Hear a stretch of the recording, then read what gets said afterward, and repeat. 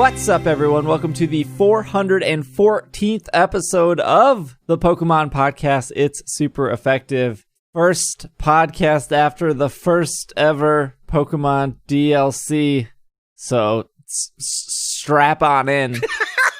Oh, no. No. Unstrap. I got Will in the passenger seat here.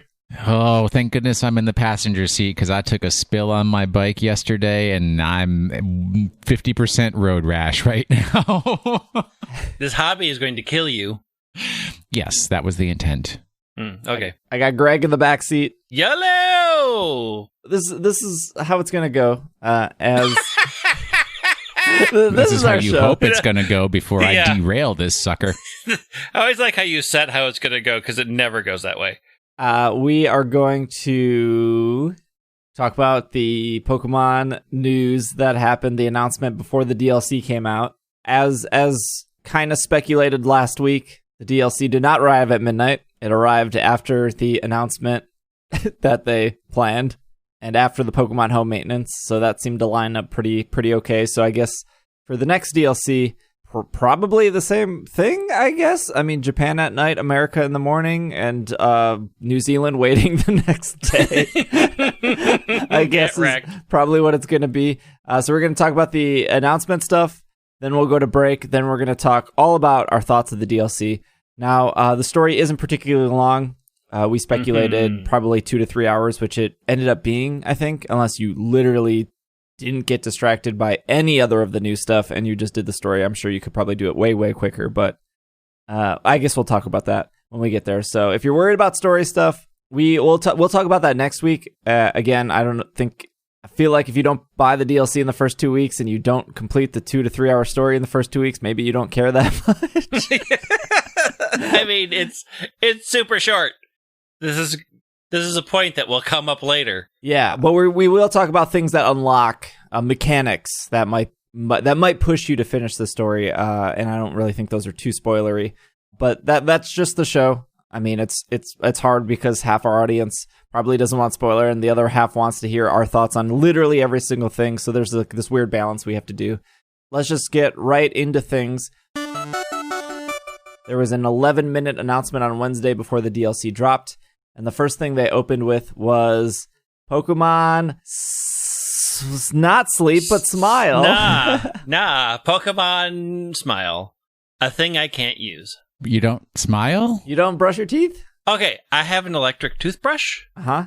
And if I have my mouth open, toothpaste flies everywhere. That's why you don't brush your teeth in the shower. I'm not bringing my phone in the shower for Pokemon Smile either. I'm not going to bring my mini computer into the shower so that I can spray toothpaste all over it with my electric toothbrush that already measures 2 minutes. Yeah, True. I mean, this is my problem too. I brush my teeth in the shower, and I don't want to bring my phone in the shower just to get a picture of a Pokemon. But you might be wondering what Pokemon Smile is. And why? There is an official website, smile.pokemon.com. Motivating children to brush their teeth can be tough, but with this clever app, brushing becomes an exciting adventure. By using your smart device's camera to play the game, children can brush their teeth to rescue Pokemon that have been captured by cavity-causing bacteria. Children will be excited to save their Pokemon friends. It is literally a free app, not a free to start, not a free to play. There is nothing. There's no purchases. There's no scam here. There's no ads. It's just free. Because this is specifically a children's app, I have talked to a various amount of parents, and those parents have said that their small children are completely in love with this app. I can't give the art is super cute.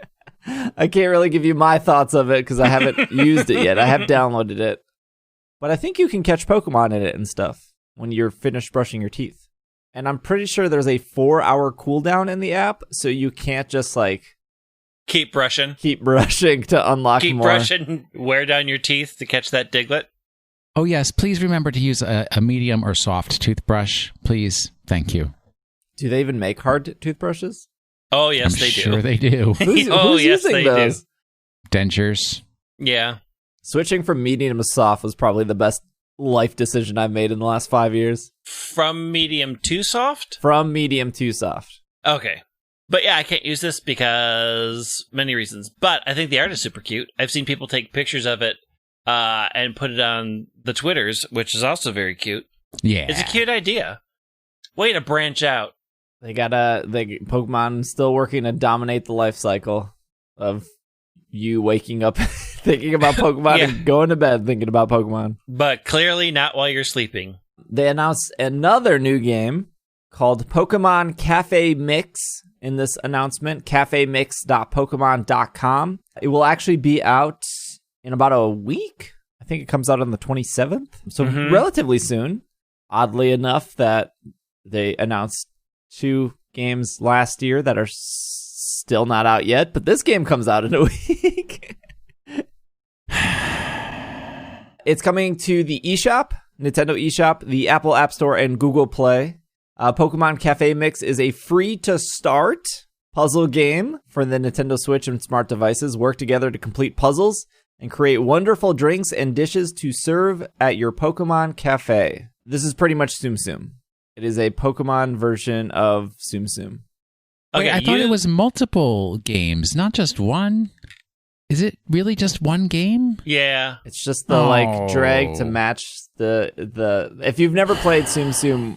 Explain this. I've never played it. And they just seem to be drawing circles and then stopping and they're like 50. Like, what is this game? That's life right there. I'm pretty sure Disney Tsum Tsum is a ripoff of another game, but Disney Tsum Tsum it's on mobile. They have arcade machines of them in both America and in Japan. Tsum Tsum's whole gimmick in the arcade system was you would put your coins in and then you would get an actual figure and then you would scan the figure on the arcade machine and then it would remember Aladdin would have a different ultimate or a different super than blank and the Beast from Beauty and the Beast or from like Nemo. Like they would have different things, but ideally in Tsum Tsum, and I don't know about Cafe Mix because we haven't seen enough about it. But Tsum Tsum would pretty much have 4 different characters, like Buzz, Woody, the thing from Wally, the thing from Wally. Unless you mean the humans. And like Cinderella. And then you would have to match their faces. They would be all jumbled up, and you would have to drag all the Buzzes to match, and then all the Buzzes disappear, and then more drop down. And then it's usually like, you usually have like 60 or 120 seconds, but you're trying to combo and keep matching them as fast as possible to get a high score. So there's really no win condition or lose condition. The win condition is just beating your high score over and over. But normally if you do a big enough combo, you'll have ability of a super. I don't know, Buzz's super it might turn all of the Cinderellas into more Buzzes, so it would be easier to drag and match them. So this isn't like a Bejeweled thing. You're literally just able to drag them around in a path and be like, I did a figure 8 and hit all these, and then release, and that counts. Yeah, the more you've linked together is like the better that it is. It looks a little different than Tsum Tsum. When I see them dragging it, it seems that they're pushing and dragging at the same time, which Tsum Tsum doesn't have. They're kind of locked into place until you're done matching them, and then they disappear, and then everything falls. This looks to have a little bit of a push feature. Either way, I'm always down for a puzzle game. I haven't had a good puzzle game in my life in a while. Art, cute. I'm into this hot liquid cocoa. That is such a cute little... I want that in real life. I'll probably play it for an hour and then back to Gardenscapes with me. maybe this is your new Gardenscapes because you get to build out the cafe. I doubt it. But look at all the cute helpers you can get. But I don't get to match 3 things, and then they disappear. You get to match 17 things, and then they disappear. Well, I don't know if the appeal is there. Look at that Lucario in an apron and little, newsy cap. It's so cute. It is a Lucario in an apron, that's true. And a newsy hat. Even though this is on the Nintendo Switch, I tweeted about this, but it looks like you will only be able to play this in handheld mode on the Nintendo Switch, probably because it's a touchscreen game. I don't know how you would drag and match with sticks. Well, we used to have to do that in Robotron 2040? What? There was no dragging and matching in Robotron? No, but you had 2 sticks to move things around. True. One was to move your feet and the other was to aim your laser. Oh, Robotron 2084. We are not that far from that future. That Get prepared. horrible future of mutants. Get prepared. It's only 64 years away. It looks that the developer is just says Nintendo Creatures Game Freak, which probably means that Creatures worked on this game. I believe Creatures also helped mostly with Pokemon Shuffle, which was another puzzle game. Creatures makes games every now and then. Yeah. But usually if it's made by Game Freak, they say made by Game Freak. Game Freak is very... They put their name on things like Quest. So I think this is probably made by Creatures. And I'm assuming Pokemon Smile is also made by Creatures, since we don't see a different developer here on the bottom of the website. But that gets to the third game announcement, which is very badly titled, but new Pokemon Snap. We got into this. So we watched the thing, and then Brent's coworker was like, "Oh, is Greg super excited for Pokemon Snap 2?" And I was like, "No, because it's not called Pokemon Snap 2. It's called New Pokemon Snap." He's like, "So what happens when they make another one?" I'm like, See, I don't know. I blame Apple. They did this. They did. This is Apple's fault. Yes, it is. Yeah, 100%. Just give it a number. Give it a version. Name it something else. I mean, there is problems with naming it 2, because then people feel like they didn't play the first one, and Pokemon Digital Photography. That didn't exist when the N64 was around. I mean, they could have done Pokemon Snap : Pokemon Sharpedos Snapchat. and Binnacles. Pokemon Snapchat. You take a picture, you send it to your friends. How perfect licensing and cross-promotion opportunity. Pokemon TikTok. All right, hold on. No, Let me... no TikTok in this house. The press release says, the new Pokemon Snap game for the Nintendo Switch is based on its namesake, which was the first released for the Nintendo 64 in 1999.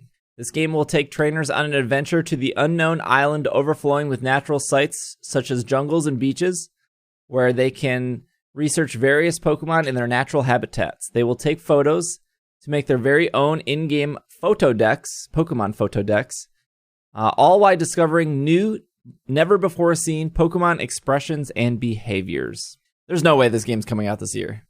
Nope. Really? Yes.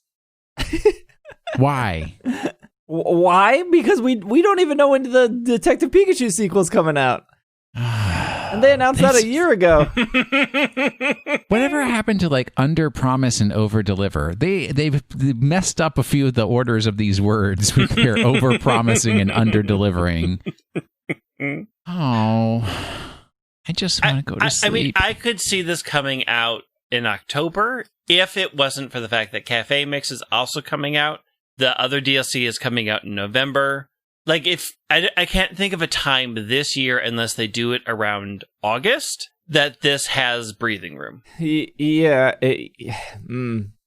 Yeah. They didn't even like say like fall of. Yeah, they said nothing. 2020. I mean, maybe it comes out like spring of 2021. Like, I could see it coming out around like Pokemon Day.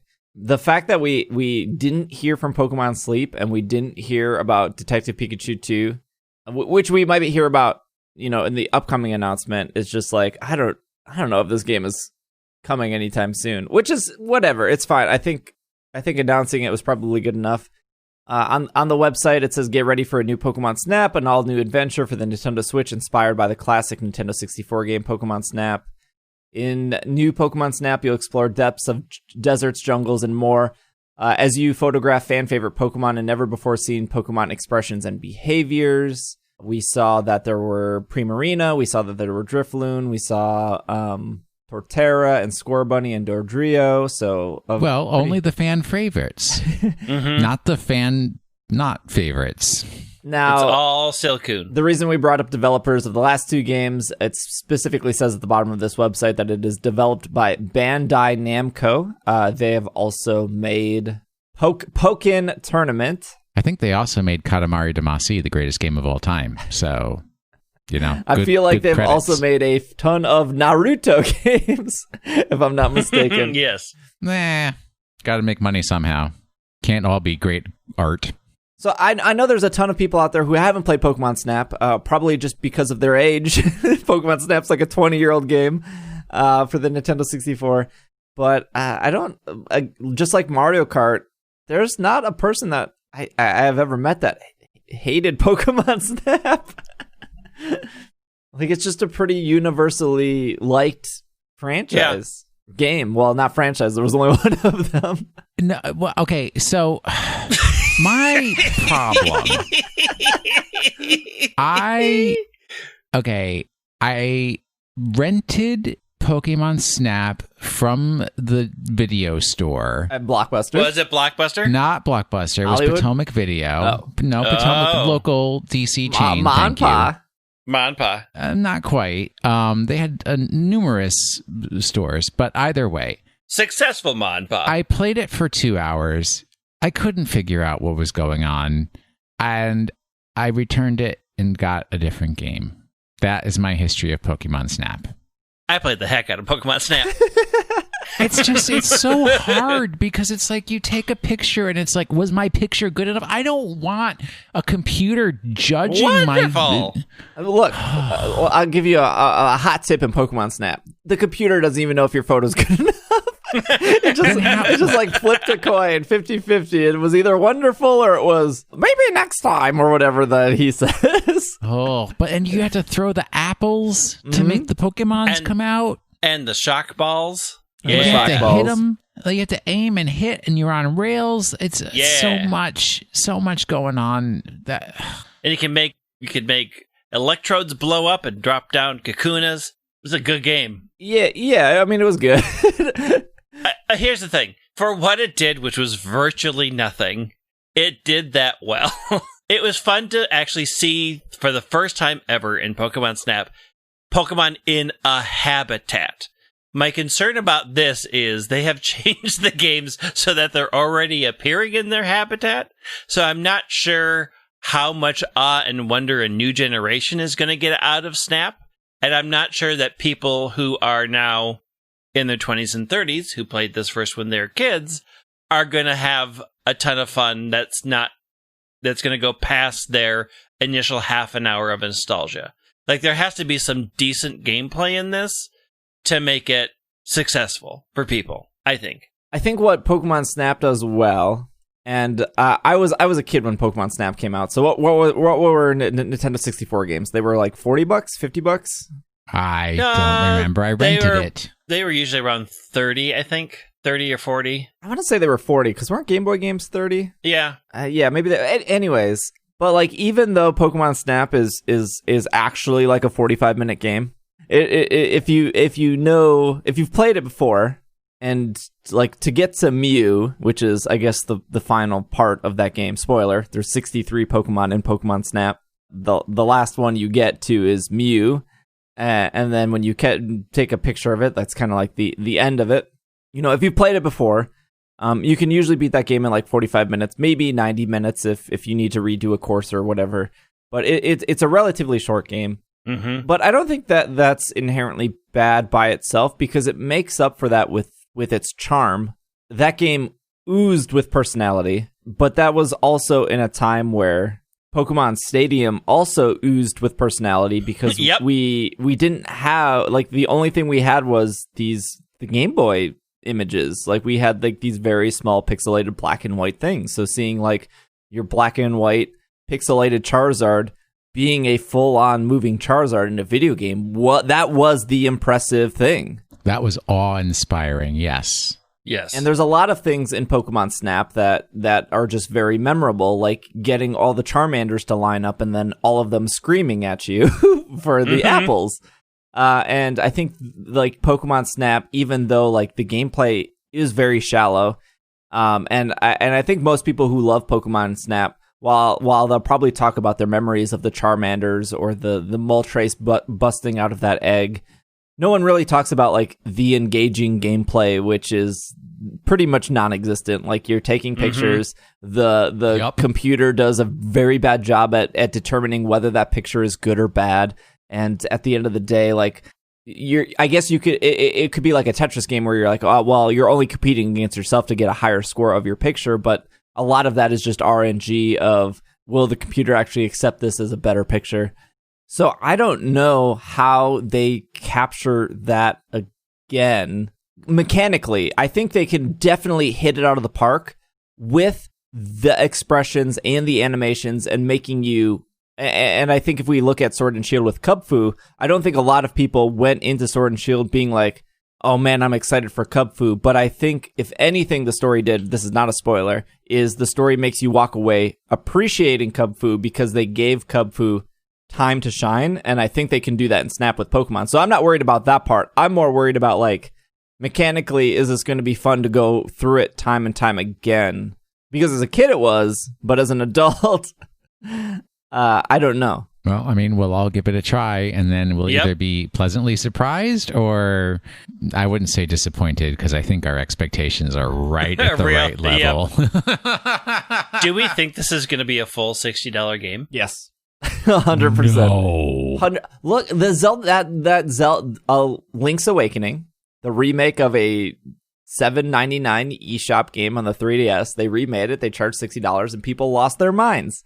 It like Pokemon carries. Wait, they lost their minds because they thought that price was inappropriate for a complete reskin of a former 2-dimensional game into something with 3 dimensions? Yes. Then they thought that Link's Awakening should have been $40 instead of $60.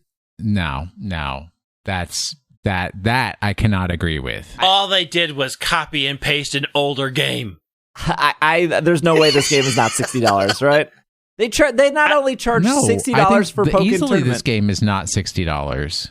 No, they charged $60 for Pokémon Tournament, and then they re-released it on the Wii U and charged another $60. Or they went from Wii U for $60, Pokémon Tournament, and then they re-released it on Switch and again charged $60. There's no way this game is not $60. Here's the deal. Give me a price point per number of this, and for all future Pokemon games, this is it. Give me a price point per number of Pokemon in the game, and that's what I'll pay. It's like $1.25 per Pokemon. So as many as you can jam in there, that's as much money as you're getting. That's way too expensive. Yeah, it's way let's too go back expensive. to 23 cents per Pokemon. You think it? Do you want it to be $40, or do you think it'll be $40? I think for a game that is on rails, where you're only, unless they've made like super significant changes. Well, they have to though. Like, there's no way they can. It's like if it's the same thing where it's like you can't walk around, you are on this guided thing, and it's like you aim your camera and throw an apple and hope that that ain't worth $60, friend. I know. And the graphics didn't even look that good. So I don't want to talk about the amount of people that were like, I don't. You can be excited for a game and not put down another game, but the amount of people that were like, this is what Sword and Shield graphics should have been. But they're totally, like, you're comparing an open world RPG to an on-rails video game from 30 seconds of footage that we don't even know what the rest of the game looks like. We don't even know if that's just like CG footage or that's like early render. Like, it's so frustrating. Like, you can be excited for Snap without like throwing Sword and Shield under the bus. And I feel like every time people bring up Sword and Shield's graphics, they only focus on the wild area, which is like very bad. Like, the wild area looks like trash. Like, no one's saying that, but especially now. But like all of the actual routes outside of the wild area are pretty awesome. Yeah. I mean, like, I would probably say that Pokémon Tournament looks better than Sword and Shield, but also Pokémon Tournament has like 10 arenas and like 20 Pokemon. Yep. Like, that's the key right there, is the amount of information that has to be stored. And the routes are all set camera.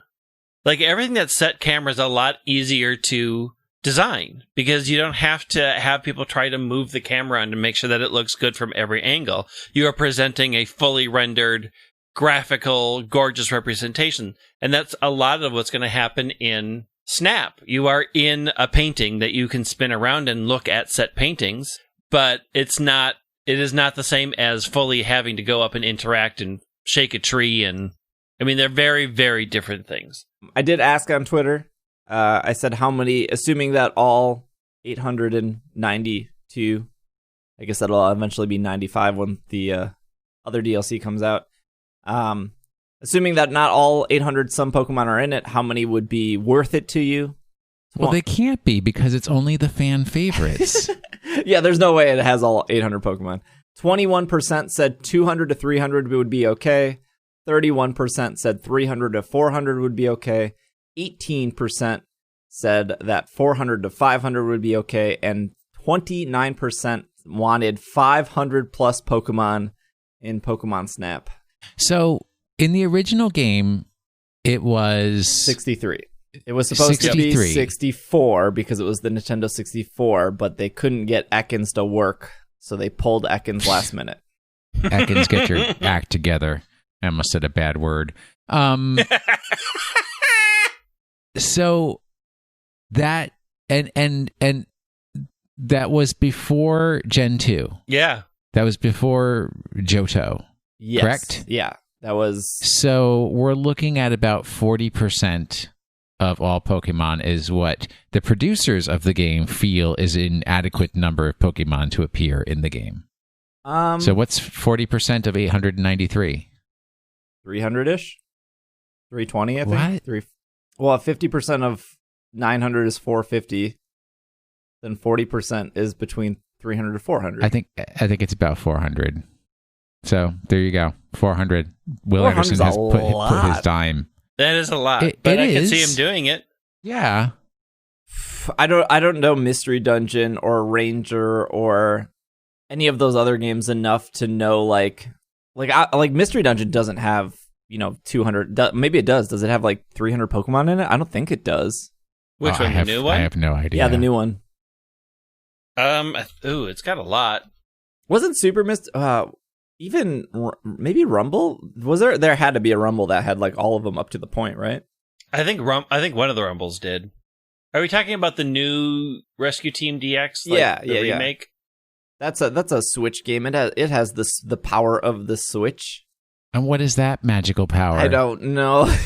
I think my favorite thing to come out of the Pokemon Snap announcement, and maybe it's because I'm like being cynical here, but the people that were like, I told you all, Pokemon Snap coming.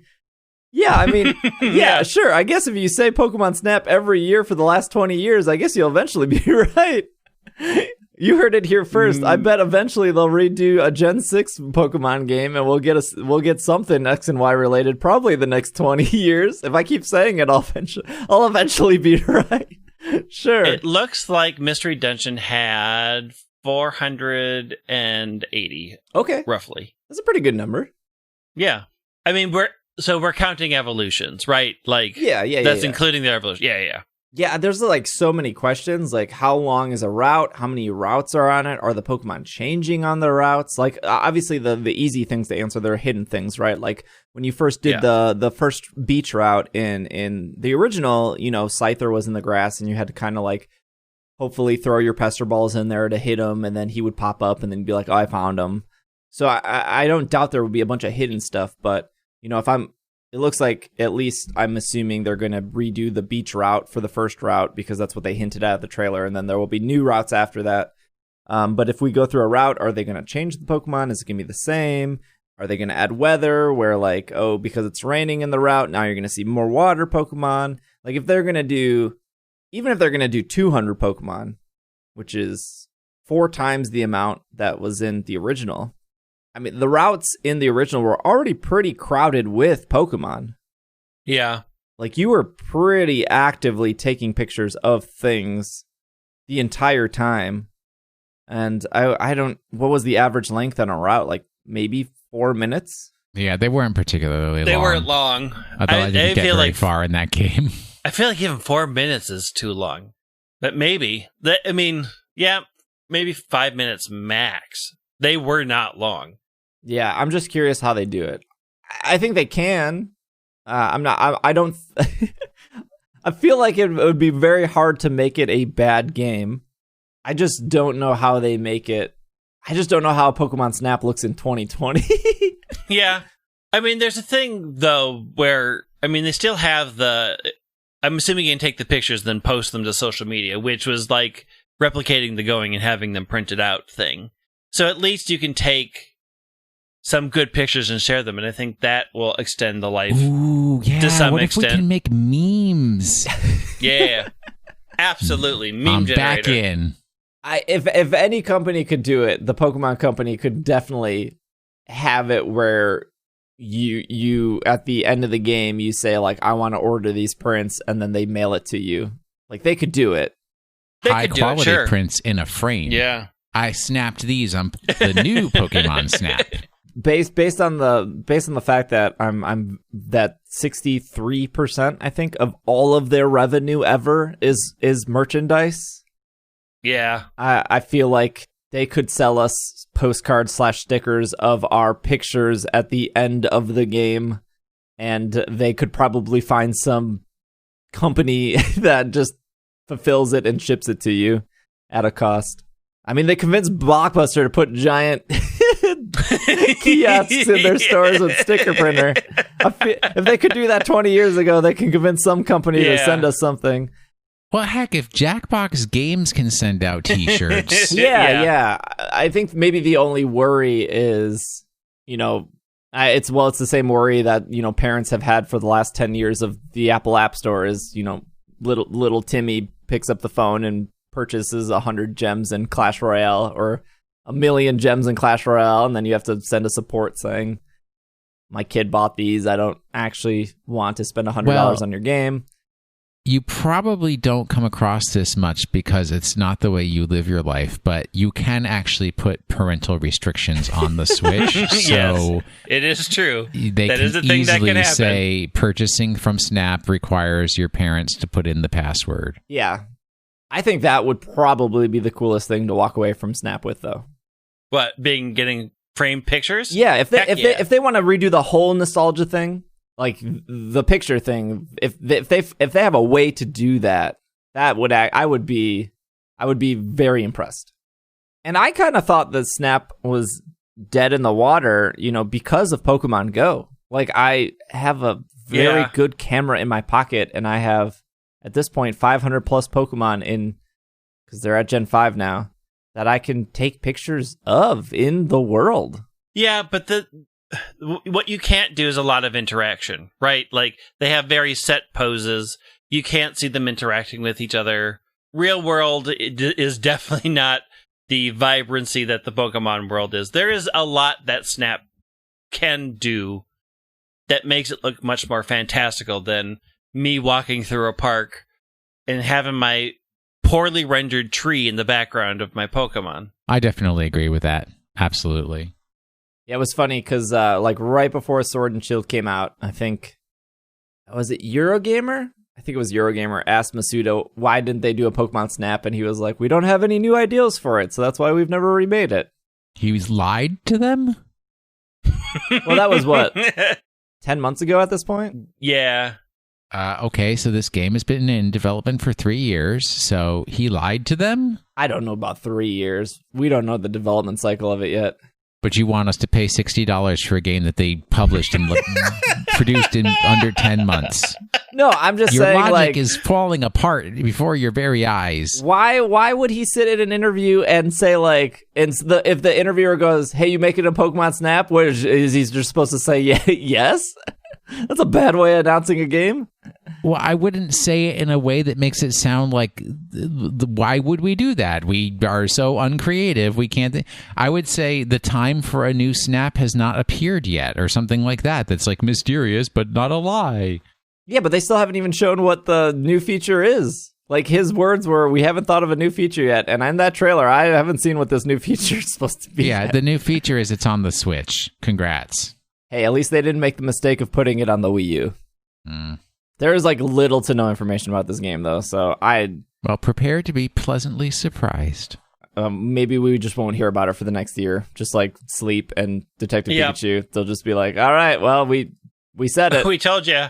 You'll get it when we're good and ready. Well, I guess there's 2 bits. The real quick one is in collaboration with Niantic, the Pokemon Company announced that Mega Evolutions will appear in the real world in Pokemon Go. Fans can look forward to experiencing a new take on Mega Evolution that takes advantage of Pokemon Go's unique gameplay. Sure.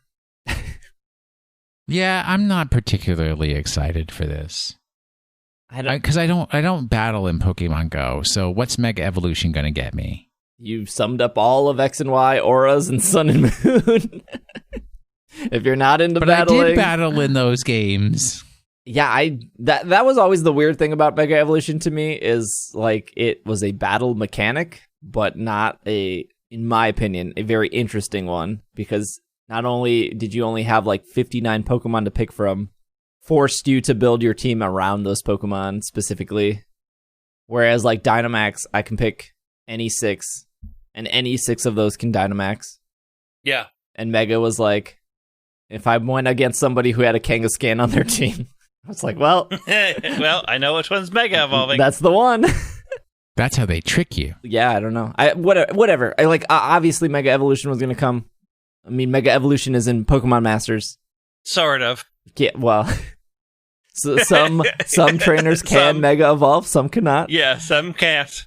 They just don't like their Pokemon enough. So I'll be curious to see what they do. I hope it's not something like you got to collect all 59 Mega Stones by spinning stops 7 days in a row and hope that it's like the 1% chance to get the Mega Stone. That seems to be their summer thing, right? They said like this summer, I think. Yeah. Okay, last bit of news before we take a break. Earn a shiny Zeraora and Armorite ore in Pokemon Sword and Pokemon Shield. If 1 million trainers defeat Zeraora in max raid battles, players can receive a special Pokemon along with items that will be useful in the Island of Armor. Okay, there's more to it here. The Island Armor, the first part of the Pokemon Sword expansion pass and the Pokemon Shield expansion pass, has arrived. To celebrate the release of the new chapter of Pokemon Sword and Pokemon Shield Adventures, players can participate in max raids against the mythical Pokemon Zeraora. From June 17th to Sunday, June 28th, Zeraora will appear in max raid battles, so gather your friends as you attempt to take down this mythical Pokemon. Zeraora has the potential to appear in 3-star max raids or higher, and in 5-star max raids, there is a chance that you can encounter an especially powerful shiny Zeraora. You won't be able to catch Zeraora after it's defeated, but if at least 1 million trainers manage to defeat Zeraora during the special event, a shiny Zeraora will be available to everyone in Pokemon Home. In addition to shiny Zeraora, every player who takes part in these max raid battles will receive a piece of Armorite ore for every 100,000 trainers that defeat Zeraora after the first 1 million, up to a maximum of 10 pieces. Basic math is 2 million. Armorite ore can be used in the Dojo of the Island of Armor if you have your Pokemon learn moves. If the target numbers is reached, you will be able to claim your shiny Zeraora and your Armorite ore via mystery gifts on your mobile device of Pokemon Home on Monday, June 29th, starting at 5 p.m. Pacific Time until Monday, July 6th. Note, you do not have to have the expansion to encounter or to receive Zeraora.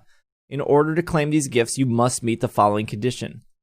All right, so to make this very clear, even if you're lazy and you don't do a single Zeraora, as long as you transfer a Pokemon from Home to Sword and Shield between now and July 6th, you will be able to redeem the Zeraora if the community does the million, if the community has 1 million people participate.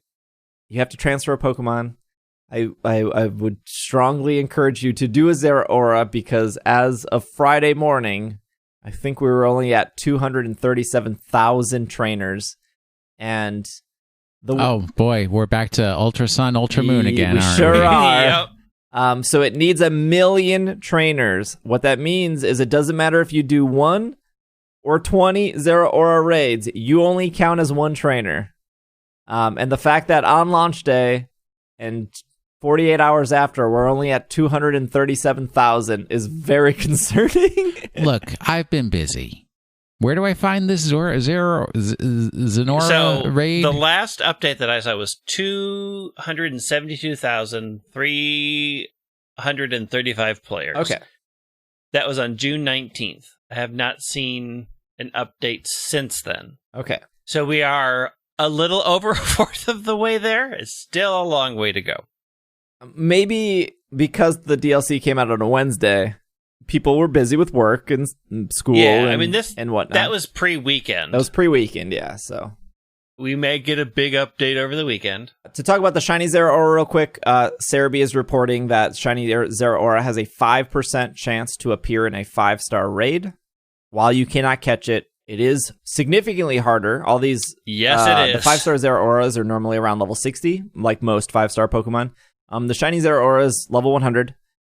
And you do get better rewards from it. So if you want the challenge, if you're one of those people that were like, I wish Pokemon was harder, here you go. Yeah, it's hard. I still haven't cleared a shiny one. They're not too terribly to find. I needed a full team of humans to do it. You do get. The rewards are significantly better. So, I guess do your part. I'll do my best. And what Greg and Will referenced about Ultra Sun, Ultra Moon, there were monthly challenges in Ultra Sun, Ultra Moon. Like, I think one of them was like catch 5 million Pokemon or something in a month. And I don't even think we made it to 2 million. Nowhere close. Because that was the first one, and then the goals dropped significantly. Oh, yes, absolutely. So we have failed things before. 5 people turn on the game. Please. Yeah. So I saw some people saying, don't worry, they'll just give it to us. No. Definitely failed a lot of different things in Sun and Moon and Ultra Sun and Ultra Moon. Yeah, I get it. There were things you had to jump through that game. You had to, like, talk to the Festival Plaza chick and everything. Like, I understand there was more hoops to jump through, but we definitely failed a lot of them. We did pass some of them. I think we passed the Wonder Trade one, and we passed the Mantine Surf one or something. But well, once they dropped the goal numbers, they started clicking those off real quick. But the first one, the first 3 that were like really lofty goals, all of those bombed hard. For whatever magical reason, 1 million people do it. We get the Zeraora. If then another 1 million people do it, we'd get a Zeraora plus 10 Armorite ore. But maybe you don't need the expansion to do it. You don't need the expansion to receive it.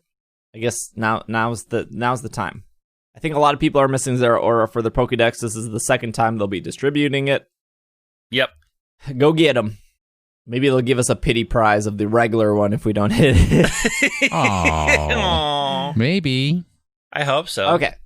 Let's take a break. When we come back, we're going to talk about our thoughts of the Isle of Armor. We're going to set the story stuff aside, but everything else will be fair game, so we will be right back.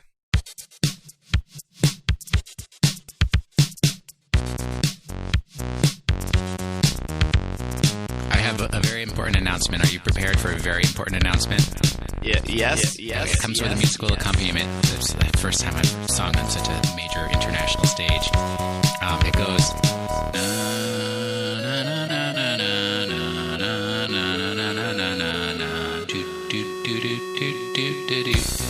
Do you recognize it? No. It is the intro to my new podcast, Katamari Cast, Let's Roll Up Together.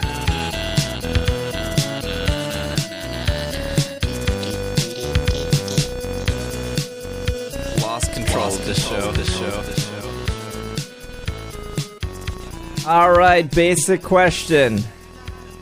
Did Game Freak do DLC right? 80%. I give it a solid B. What does right mean? I don't know. I downloaded it. It was content. Correct, 100%. You met the basic requirements. It worked. Actually, it didn't work because Did you buy the wrong version? No. I opened... here's the trick on how to avoid buying the wrong version. You start your game, go to the menu screen, and buy it from there. It's only going to let you buy the one you want. No,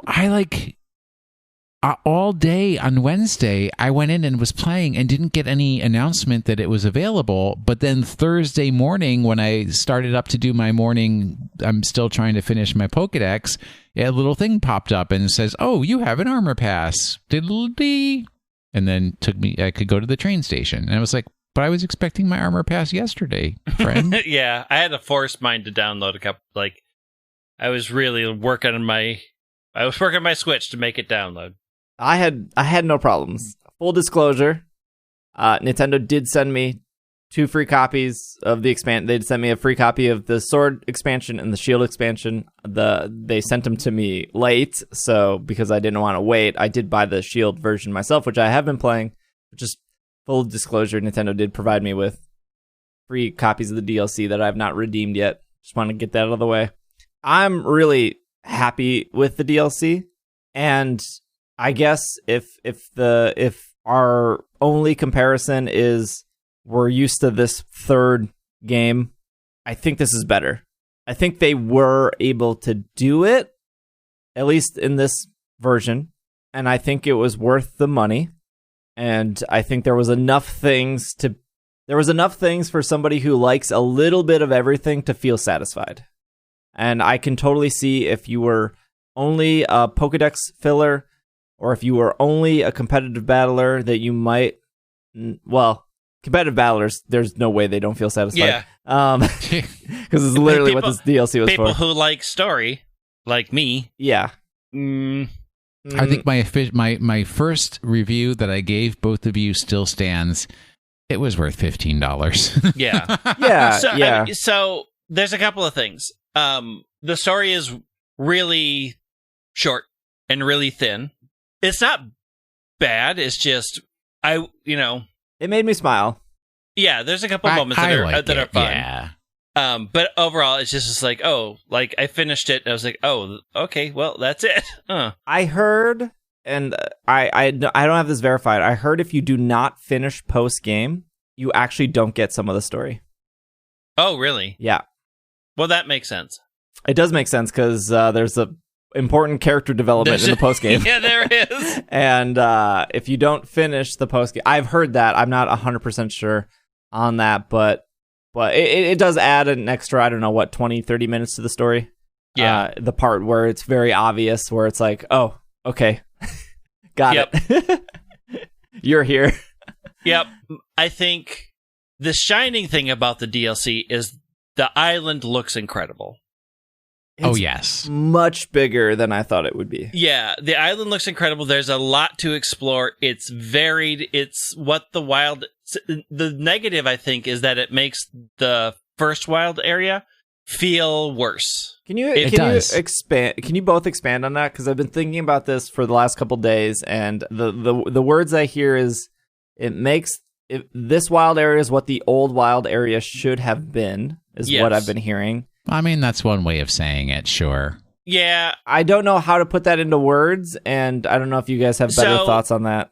The wild area as it is very flat. It's a very linear plane. There are some ramps up and down, but you can see everything. It's incredibly one-dimensional when you're just looking at it. Like, I can see all the way to the other end.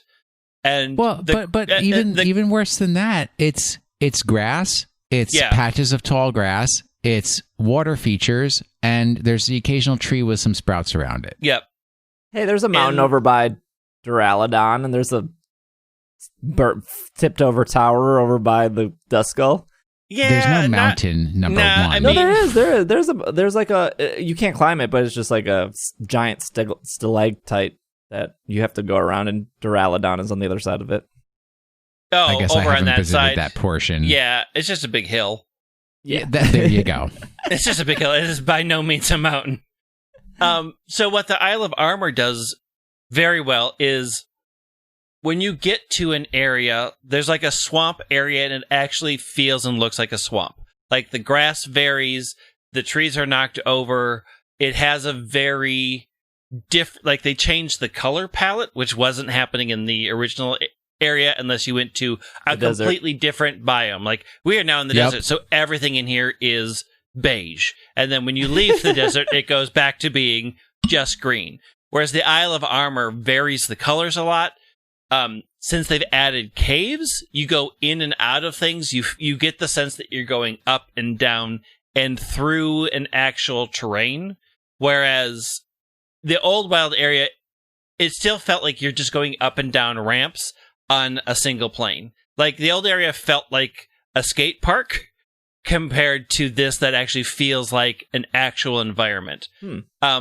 I think my initial thing was like, oh, there's still a lot of Galarian Pokemon that we've already seen inhabiting in the world in here, which was a little disappointing. Like, when I went to the swamp area and it was basically all Dreadnought the first things that showed up, I was like, disappointing. I was like, oh, they changed. Womp. They changed. They do change, but that was my first experience. I was like, it's beautiful, but it's ultimately all the same Pokemon. As the weather changed and as you move through, you got to see more things. But initially, I was like, oh, womp. Like, there's one or two things spawning that are new. But as you explore, the various islands out into the bays, they get a little bit more interesting. They're colored different. You have the sort of terrifying shark attack thing, which does not help my shark fear at all. Sharpedo is side note. Sharpedo is cool only one time, only the first time. Only the first time. Then it gets real annoying real quick. For taking up essentially a small area, it feels expansive because you move in and out and interact with the terrain in very different ways. And the terrain changes naturally. Like, when you go into a cave, like, they blend the color palette to make it seem like, oh, you're going into this cave. When you go into the forest, the grass gets darker and then it goes into the forest.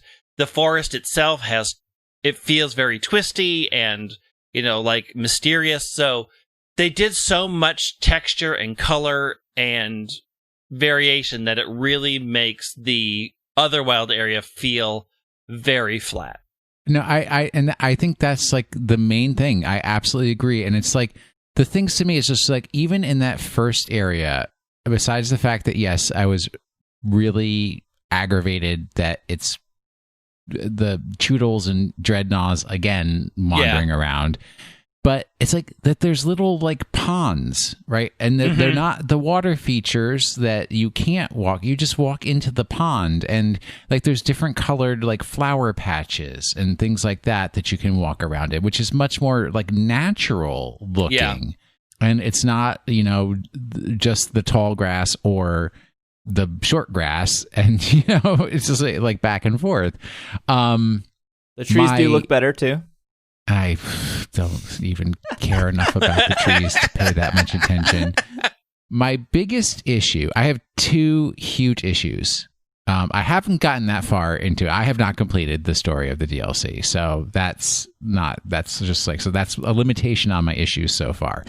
But number one, that dude, Avery, Avery, the rival? No. Whatever.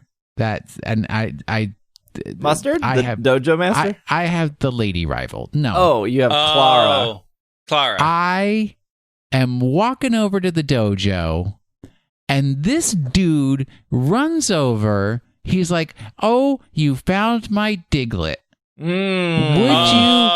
you're such a cool guy. Thank you for helping me out."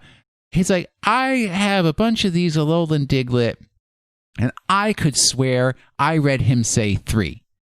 And he's like, would you help me find them? And I'm like, sure, I'll help you find your 3 Digletts. And he's like, I have 150. 151. Was it 151? Well, you find the first one first. Yeah. So you have to find 150 more. 150. And I'm like, you jerk. I don't want to have to find your daggone Digletts everywhere. Yeah. Do you want me to save your time, Will? Don't find the Diglett. No, I'm just aggravated that he was so rude to have lost 150 Diglett and then to bother to ask me to find them for him. Second complaint. Yeah. The spawns, when the wandering Pokemon out in the field pop up, I don't know the right way to put it. It's like, you don't have enough distance before they pop up. And I am running over Woopers left and right. Left and right. Because they're just spawning right under my feet. But I will say the best, and I was almost going to joke that I have completed the DLC because this is like the only thing I wanted. I now have a black bike that sparkles like red flash as I ride it. Red and black are my colors. And it's like, I already, like, in the real world, have a black bike. And now I have a black bike in the game with red sparklies, and that's all I ever wanted in Pokemon. So I'm thrilled. How many hours do you think you put in, Will? Like 2, 3, 5? 10? I think I've put in about 3 hours at this point. Okay. Yeah. And Greg? I think I put in probably 10.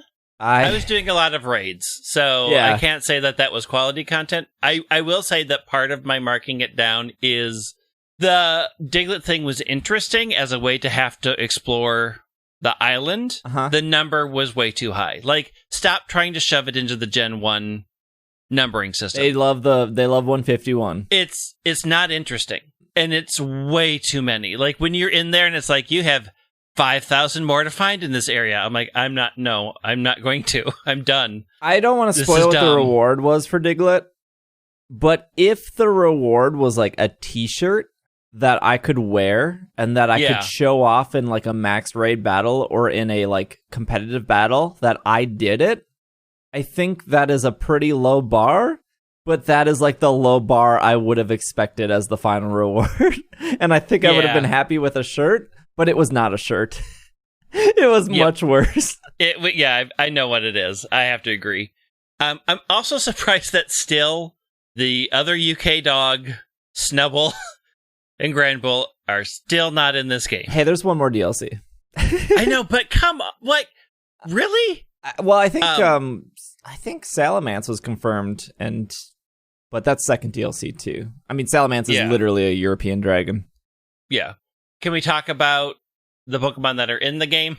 Oh, sure. I was just going to say, I just, for the sake of this conversation, I put 30 plus hours into the DLC so far. I have completed the Pokedex. I've completed the story. I have found all the Digletts. I have almost unlocked everything in the dojo. I have purchased every single bit of clothing. I feel like, in a sense, I am done with the DLC of, like, what you could actually do. Like, a person could be like, well, I played it for 10 hours, but I didn't do the Diglett stuff. Like, okay, well, you technically still have something to do.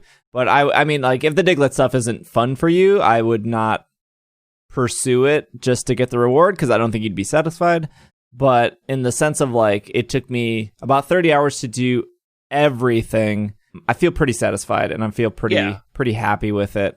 They added a lot of interesting Pokemon that all existed before. I think I was disappointed that there were really no new Galarian forms. Oh, that is for sure the biggest disappointment. Yeah, that just knowing, like, playing around and expecting to run into something.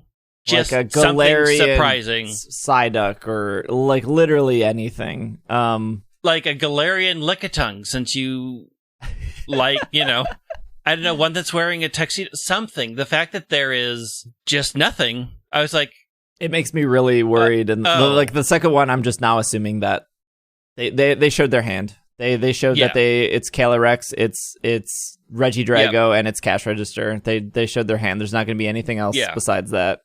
And I think that disappointed me.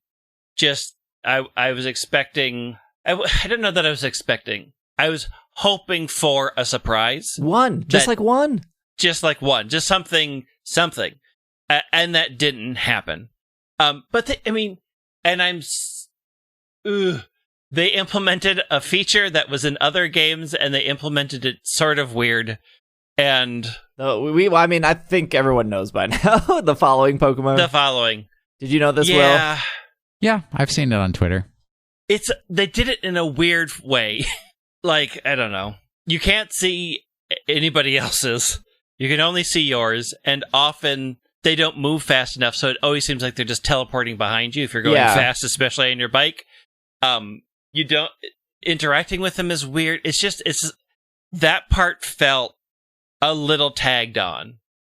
Yeah, I think... And the fact And the fact that a lot of people are like, oh, you can go talk to the Pikachu kid to turn that off, and a lot of people are like, oh, thank you for telling me, just tells me that it wasn't well implemented, that a lot of people were expecting something to be as vital as it was in like Heart Gold Soul Silver, and so many people are looking for a way to turn it off. But in Heart Gold Soul Silver, it's like a significantly easier / smaller thing, right? Because it's like glued to your pixels. It is one square big. It moves as fast as like it's so much easier in that game. Yeah, and it just goes that like all of those people being like, I'm not buying the game if they don't have following Pokemon. They already copy and pasted everything. Just copy and paste it again. But it's not that simple because it's not. Because one, Let's Go, like look at Let's Go.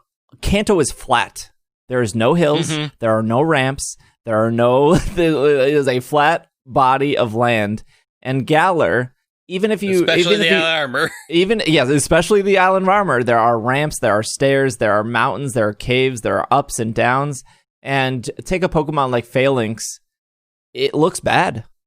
Yeah. Because it doesn't know how to go up and down those stairs because it is like a ruler that is following you. It's like a like it's like a giant tape measure following you. And it's just it just proves that like it's not copy and paste. Like all of these Pokemon are like there are almost 600 Pokemon, and they have to fix Phalanx. They have to, now they have to go back and start fixing these for different environments. And I'm sure in future Pokemon games it will be better, but it just shows you that like it ain't copy and paste.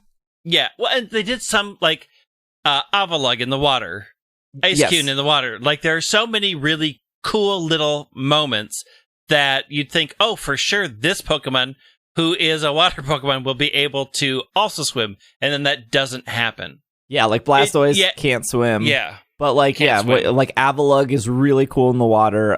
Keldeo responds how Keldeo should, like it runs across the water. I'm assuming in the Crown Tundra, the same thing happens. I'm assuming Suicune should also be able to run across the water. Yep. And the thing is like, those moments are cool, and they get dulled when you try it with like your favorite Pokemon, and it doesn't behave how you think it should behave. Which is like, you took 2 steps forward because this is a great feature, and you did a lot of cool things, and then you hurt yourself by having us all step back, like Magikarp doesn't swim right, or Blastoise doesn't swim at all. Yeah. And it's... I think they knew, though. I think, like... Yeah. That is why they didn't include it in the base game, because all of the national Dexters would have looked at it and been like... Because that was a complaint. That was a complaint they hung on to. You know, they took away following Pokemon again. But if they would have put it in, all those same people would have been, look at how bad this is. Yeah. Mm-hmm. Yeah. They wouldn't. It was a lose-lose for Game Freak. It was literally a lose-lose. Yeah, and I think this is mostly a win, but it does feel a little off. It does feel not completely finished. Which, again, this is why I can't say that I can't give this like an A+ or an A for the expansion, because I think there's a number of things that take away from the ultimate fun. It is still very solid. I am still impressed that they did a DLC that, even if you thought I had to pay $30 for this, even though you're getting 2, I still think they got so close to it being worth $30 that you are excited for the next one to come. But there are imperfections everywhere. It does reflect. Well, I think Sword and Shield has imperfections everywhere. Yeah, there's imperfections everywhere. But I think it is mostly a positive experience. And I have no problems telling people, you should buy it and play it. It's fun. Like Brent saw it, he's like, I get to play it in this new area because he hasn't played Pokemon in a while, and he's excited to go there and see all the new textures and do the few things that he wants to do. So it's exciting in that way. And I think for their first shot, they got very close. The things that disappoint me are the story is way too short. The Diglett thing is way too long. There aren't new Galarian forms, which is disappointing. There are still some striking Pokemon missing. I'm thrilled that Dunsparce is there, because they listen to me. They put my boy Cram everywhere. Yeah. The max raids there aren't a lot of new ones. They're just More variety. Yeah, I was hoping there'd be some more Gigantamax forms. There aren't. I think the Zeraora raid is good. The shiny one's hard. I haven't completed it, but that's sort of the same Mewtwo feel. I think that's fun. Pretty happy with the story. It was better than I actually expected it was, although it was exactly the length I expected it to be. and I hate to always hang on complaints, but I think this is a good one that people said. You know, people grow up with Pokemon and they have the nostalgia of, you know, discovering things for a first time. And a pretty common complaint I saw for Sword and Shield, and I think it's pretty valid, is that people didn't feel like there was a sense of discovery in Sword and Shield. And we've heard that a lot, really, probably around X and Y, where everything felt very straight. And in Sun and Moon, you know, the paths were pretty straightforward, the routes between things. Yeah, that's true. Yeah. And I could maybe definitely agree with those people in Sword and Shield, except, like, I don't know, man, when you get to the wild area, how do you not have a sense of discovery in that sense? But in this, I think they nailed sense of discovery. You could say, like, it takes no more than 2 hours to do the story if you did the story, but how could you walk past the new areas of the wild area and not get distracted? It took me 5 hours to get to the Diglett Bridge because I was like, oh, I see a Diglett, so that must be the Diglett guy that I've heard about. So I don't want to talk to him yet. And then I'm like out in the islands. I'm looking at Sharpedos. There's a giant Wailord when you start. There's like Don't fight it and catch it. It doesn't come back. There are so many different ways you can go, and the game doesn't force you to go to the dojo. Yeah. I think they nailed that. And even when you talk to the Diglett and then you go past, then you get the bike right away, and you're like, I don't even want to go into the dojo. I want to use this new bike. Yeah. Then when you do like part 1 of the dojo, then like new NPCs spawn outside, and you're like, well, I want to talk to these guys. I think if anything, if your complaint was like Pokemon there's no sense of discovery anymore, I think this DLC is loaded with that. Yeah. Even the like islands way out behind the towers, they have mints to give you. There's the Diggin' Ma and the Diggin' Pa that you can find, and then scam. They're both scams, but they disappear. And then you got to find them somewhere else, which I think is cool, instead of just standing there all the time. I think they nailed that part of the DLC. I think I agree with Greg. I was expecting one new Galarian form of an old Pokemon, and that was a huge bummer. But no. You guys got to answer this one question for me. Okay. When I first got, if you're going to call it the Diglett Bridge, fine. Diglett Bridge. When I first got to the Diglett Bridge, there's this lady standing on there, and I go to talk to her, and she says, man, there's so many amazing and wonderful Pokemon that you can see in this world. Do you want to give me 100 watts so I can show you one of these amazing Pokemon? And I'm like, sure, I want to see an amazing Pokemon. And she's like, here's a Fungus. Okay, fine. Okay, my first one was, I want to show you an amazing Pokemon that you've never seen before. And I'm like, yeah, show me. It's a Dunsparce, and I went through the roof. Oh, dang. Whatever. Mine was a Miltank, and I was pretty pumped. And then I was like, okay, this is like the once-a-day lady, because she disappeared. Yeah. But today, I went back to the Diglett Bridge, and she's not there. Yeah, she's somewhere else. Yeah, she's somewhere else. Oh, so that's like the other lady who's like, I have Pokemon from another region. Would you give me Galarian Mr. Mime? And I'm like, what exciting thing are you going to give me? And she gives me a regular Mr. Mime. Yeah. Yep. She wanders around too. I will just say one thing, that I did do a Miltank raid, and that was disturbing. Nice. Look, there's nothing dumber than seeing a Boofy spawn in the wild, and man, I was pumped.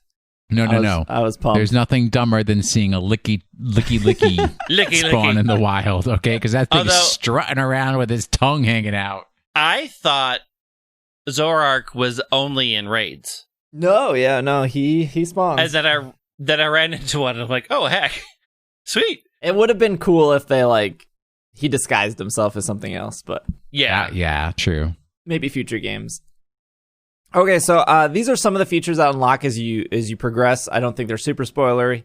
We kind of said that this DLC was very competitive focused, and it is. I mean, like Urshifu is a straight up VGC competitive mon for both singles and doubles. I don't know if it will be like top 10 Pokemon because I think its special defense stat is actually not that great. But all of its movesets are specifically designed to shake up the meta of the game. But they do so much for competitive here. So there's a point where you can talk to Mustard's wife, Honey, and she will Honey start. Mustard. Yeah, boy, she pushes the line of reading between the lines with some of the things she says.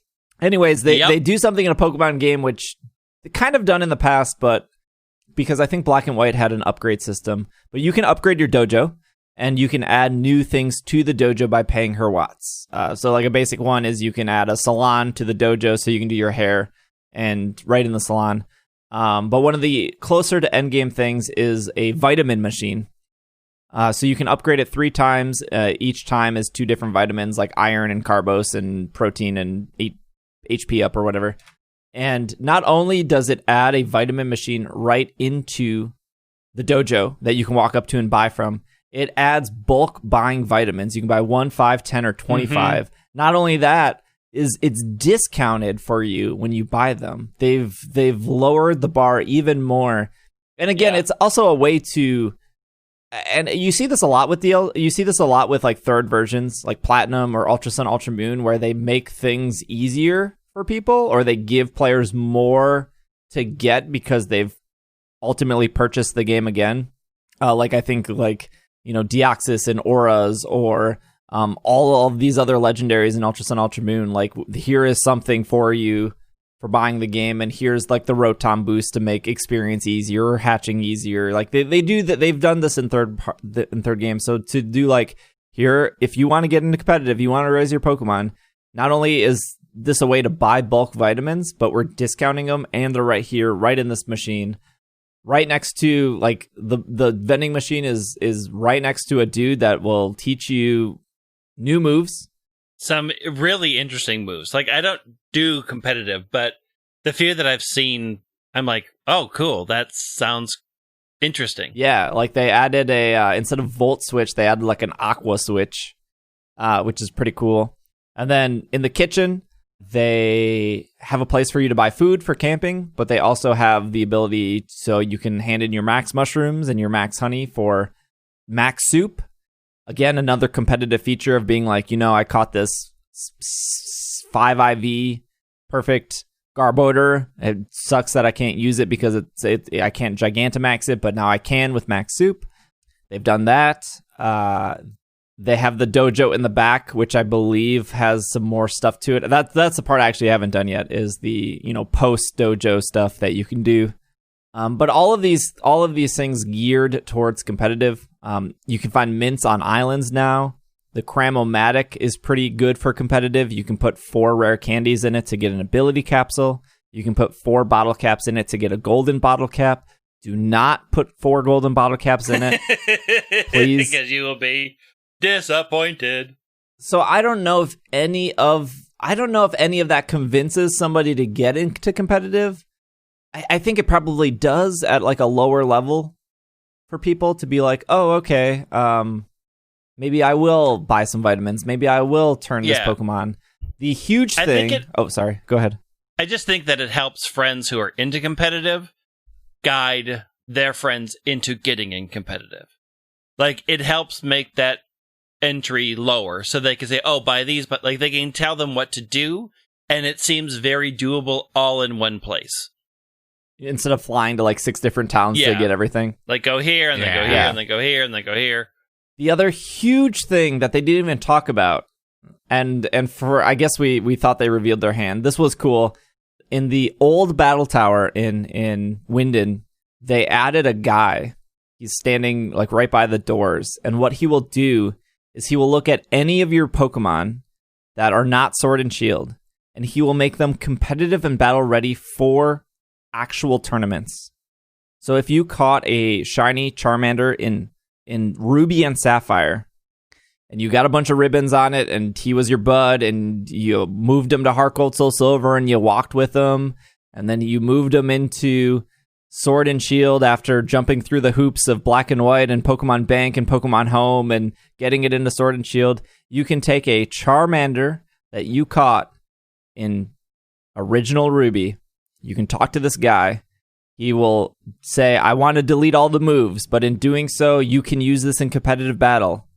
And he will put a new symbol next to the Sword and Shield symbol, next to the shiny symbol in your info. And you can now use that Charmander competitively. You can even take that Charmander to the area for Max Soup, and you can make that Charmander have the ability to Gigantamax. That's pretty sweet. That's something very unexpected, cool. And it's like that. Just the fact that I can now bring over all those teams that I built when I was doing a lot of competitive stuff and just have them for fun and everything, I'm very excited about. Like, I built 2 completely shiny, completely ready teams in Ultra Sun, Ultra Moon, and it was fun to build them, and it was fun to breed for them, and it was fun to SOS for them, and I definitely had more fun building the team than doing the battles. But, like, the one Pokemon I would want to use is the shiny Litten in Incineroar that I bred for Ultra Sun and Ultra Moon. And I was like, oh, okay, well, I guess I can just use a regular Incineroar this time. I don't need to go through all the work to breed another shiny Incineroar. That's fine. I already have one. But now I can take that one. I can delete all the moves. I can get the little symbol. I can now get that ribbon on that Incineroar in the the ranked battle ribbon. It's such a cool feature that they didn't talk about. They didn't show it even during. They didn't tell anyone. It was literally somebody discovered it, posted it on social media, and then everyone else was like, "Oh my gosh, look at this feature! This is cool." And again, it just kind of piggybacks on this whole DLC being very. I mean, look, there's lots of things to do, but the core of it was developing your teams and getting more battle ready stuff. But I'm very happy with the DLC. I don't think it's perfect, but I was very worried based on DLCs of other games that this was very easy for Game Freak to mess up, and I don't think they did. And some of the new clothes are super sweet. I feel like the clothes alone are worth the $15. I so don't. I'm still wearing my gray hoodie. Oh my glasses, god! And that's as Will, far as you can get a whole go. 3-piece suit in the DLC. I wear hoodies. You can get a whole black suit. You can be business Will. No, not going to happen. I don't Pokemon battle in a suit. You can get a hot pink suit coat, a black turtleneck, and hot pink suit pants. You can get and be the super gay Steve Jobs of the Galar region. You can get a choker if you're into that. Yeah. No. You can. Wait, Greg, didn't you wear a pink suit for your wedding? I did. Well, there you go. That's your deal. But it wasn't hot pink. Oh, okay. I am wearing the punk pink vest right now with the Ultra Ball Guy shirt and the collar. There. And I got Chairman Rose's hair for a while because it doesn't look bad. I was disappointed in the spiked mohawk coloring because I was going to do that, but I didn't like how the colors looked. Yeah, they added 3 new hairstyles for the boys. Did they add Shieldbert and Swordion? No, hopefully Crown Tundra. Mad. Hopefully Crown Tundra. I'm so mad. They added Man Bun. Yeah, they added the Dojo. But they forced that on you. Once you put the Dojo uniform on, it's the first thing I grew more hair. Is changed. Just to talk about this, IGN, Casey from IGN, she was the one that reviewed Sword and Shield originally. I think she gave it like an 8 out of 10 or something, if I remember.